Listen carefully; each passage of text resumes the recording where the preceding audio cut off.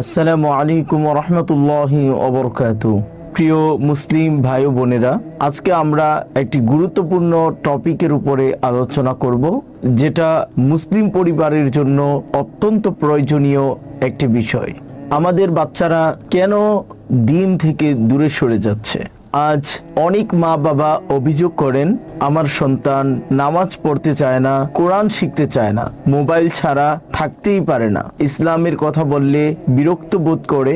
কিন্তু আমরা কি কখনো ভেবে দেখেছি সন্তান দিন থেকে দূরে সরে যাচ্ছে, না আমরাই সন্তানদেরকে দিনই পরিবেশ দিতে ব্যর্থ হচ্ছি? অনেকগুলো কারণ রয়েছে, তার মধ্যে একটি হচ্ছে আমাদের ঘরগুলোতে দিনই পরিবেশ নেই। অনেক ঘরে বড়রা নিজেই অবহেলার কারণে নামাজ পড়তে চায় না, কিন্তু সন্তানের কাছে আশা করে সে বড় নামাজি হবে, মুত্তাকি হবে, পরহেজগার হবে। বাবা মা নিজে কখনোই কোরআন শরীফ পড়তে চায় না, কিন্তু সন্তানকে বলে কোরআন পড়ো। প্রিয় দিনী ভাই বোনেরা, শিশুরা কথা শোনে কম, তারা দেখে বেশি শিখে। বাবা যদি ফজরের নামাজে ওঠেন, মা যদি সকাল বেলায় কোরআন তেলাওয়াতে ব্যস্ত থাকেন, ঘরে যদি রাসূলুল্লাহ সাল্লাল্লাহু আলাইহি ওয়াসাল্লামের আলোচনা থাকে, তাহলে সন্তান স্বাভাবিকভাবেই দ্বীনের প্রতি আগ্রহী হবে। ঘরে সারাদিন টিভি, গান, মোবাইল, ঝগড়া, গালাগালি, কিন্তু আমরা চাই সন্তান পরহেজগার হবে, দিনদার হবে। প্রিয় ভাই বোনেরা, এই মোবাইল সন্তানের কাছে মা বাবার জায়গাকে দখল করে নিয়েছে। বড় দুঃখ পরিতাপের সাথে বলতে হয়, আজ অনেক মা বাবা সন্তানের কান্না থামানোর জন্য মোবাইল ফোনকেই হাতিয়ার হিসাবে ব্যবহার করেন। চুপ করতে হলে মোবাইল দেয়, খাবার খাওয়াতে হলেও মোবাইল দেয়। একসময় মোবাইলই সন্তানের প্রকৃত শিক্ষক হয়ে যায়। তারপর সন্তান ইউটিউব, গেম, রিলস, অশ্লীল কন্টেন্ট, ভুল চিন্তাধারা, এসবের মধ্যেই সন্তান বড় হতে থাকে। প্রশ্ন হলো, আমরা সন্তানকে মোবাইল দিয়েছি, কিন্তু এই মোবাইলের নিয়ন্ত্রণ কি আমরা রেখেছি?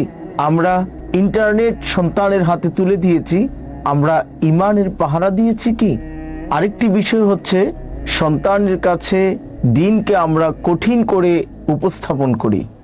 অনেক সময় আমরা সন্তানকে দিনের দিকে ভালোবাসা, ভালো ভঙ্গিতে আমরা ডাকি না, বরঞ্চ আমরা তাদের প্রতি রাগ, গুসা, অভিমান নিয়ে তাদেরকে আমরা দিনের পথে ডাকতে চাই, তাদের প্রতি কঠোরতা করতে চাই।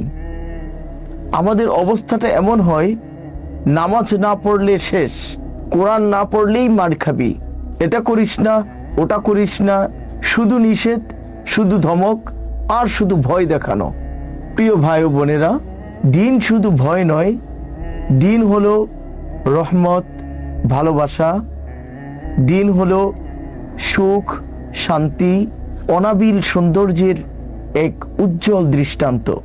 সন্তানকে বুঝাতে হবে, নামাজ এটা কোনো বোঝা নয়, এটা হচ্ছে বান্দার সাথে আল্লাহর এক মহান সম্পর্ক। কোরআন এটা কোনো চাপ নয়, কোরআন হচ্ছে মানুষের জীবনের একটি আলো। কোরআন সম্মান ও নিরাপত্তার আশ্রয়স্থল। প্রিয় ভাই বোনেরা, আরেকটি বিষয় হচ্ছে পিতামাতা সন্তানকে সময় না দেওয়া। আজ অনেক মা বাবা সন্তানের জন্য টাকা উপার্জন করেন, ভালো স্কুলে ভর্তি করে দেন, ভালো জামা কাপড় পরিধান করান, ভালো খাবার দেন, কিন্তু আফসোস সন্তানকে সময় দেন না। সন্তান যখন কথা বলতে চায় তখন আমরা ব্যস্ত, সন্তান যখন প্রশ্ন করে তখন আমরা বিরক্ত বোধ করি, সন্তান যখন ভুল করে আমরা সন্তানকে শাস্তি দেই, প্রহার করি, কিন্তু তাকে আদর দিয়ে বোঝাতে চাই না। ফলে সন্তান তার মনের কথা মা বাবাকে না বলে বাহিরের বন্ধু, মোবাইল, সোশ্যাল মিডিয়া বা ভুল মানুষের কাছে উপস্থাপন করে। যে সন্তান বাবা মায়ের কাছ থেকে ভালোবাসা পায় না, সে তখন বাহিরের ভুল জীবনের সাথে জড়িয়ে পড়ে। প্রিয় ভাই বোনেরা, আরেকটি অন্যতম কারণ হচ্ছে সন্তানদের ভালো বন্ধু না থাকা এবং খারাপ পরিবেশের সাথে মিশে যাওয়া। একজন সন্তান ভালো হতে চাইলেও যদি তার বন্ধু খারাপ হয়, পরিবেশটা খারাপ হয়, তাহলে সে ধীরে ধীরে বদলাতে শুরু করে। বন্ধু তাকে নামাজ থেকে দূরে সরিয়ে নেয়, বন্ধু তাকে গেম, নেশা, প্রেম, অশ্লীলতা, মিথ্যা এবং অবাধ্যতার দিকে নিয়ে যায়। তাই সন্তানের জন্য শুধু স্কুল দেখলেই চলবে না, বরঞ্চ সন্তানের বন্ধুকে এগুলোকেও আমাদের যাচাই করতে হবে এবং সেগুলোকেও আমাদের খোঁজ খবর রাখতে হবে। সে কার সাথে মিশে, কি দেখে, কি শোনে, কার কথায় সে অনুসরণ করে, এগুলো আমাদের দেখতে হবে এবং সেই ব্যাপারে আমাদের মনোযোগী হতে হবে। প্রিয় ভাই ও বোনেরা, বর্তমান সময়ে আমরা শুধু সন্তানদেরকে দুনিয়ার জন্যই প্রস্তুত করছি। দুনিয়ার আধিপত্য, দুনিয়ার ধন দৌলত, দুনিয়ার চাকচিক্যময় জীবনের জন্যই আমরা সন্তানদেরকে তৈরি করছি। আজ আমরা সন্তানকে ইঞ্জিনিয়ার, পাইলট, বড় ব্যবসায়ী বানাতে চাই, কিন্তু নেক সন্তান বানাতে চাই কয়জন বলেন তো দেখি? আমরা বলি ভালো রেজাল্ট করো, ভালো ইনকাম করো, ভালো চাকরি করো, কিন্তু আমরা সন্তানকে কতবার বলি নামাজ ঠিক মতো পড়ো, মানুষের হক নষ্ট করিও না, অত্যাচার করিও না, জুলুম করিও না। আমরা আমাদের সন্তানকে কতবার এই তালিম দিয়ে থাকি।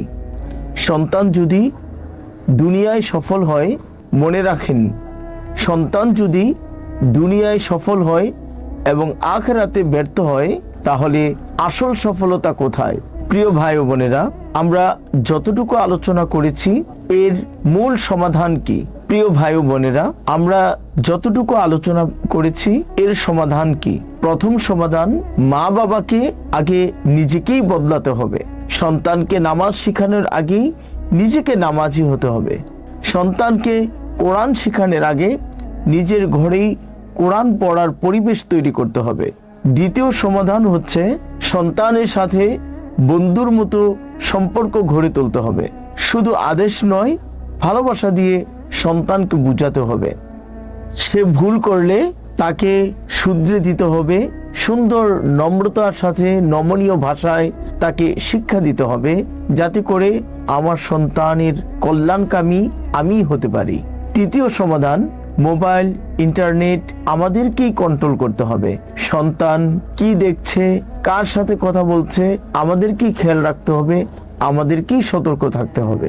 চতুর্থ সমাধান হচ্ছে দিনকে সুন্দর এবং সাবলীল ভাষায় সন্তানের কাছে উপস্থাপন করতে হবে।